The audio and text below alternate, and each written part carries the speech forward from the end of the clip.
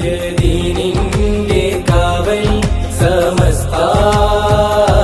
നൂറിൻ നിറവിൽ ഹക്കിൻ ഹദറ പുണ്യ നൂറിന്റെ മൊഴി സമസ്ത നൂറിൻ നിറവിൽ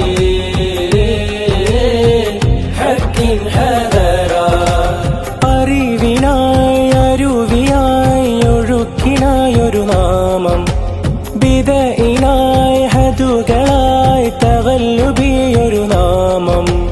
അറിവിനായി അരുവിയായി ഒഴുക്കിനായൊരു നാമം ബിദഇനായി ഹദുകളായി തവല്ലുബിയൊരു നാമം തിരുശംസാലുള്ളൊരു പാത യമനിൽ നിന്നുള്ളൊരു നൂറ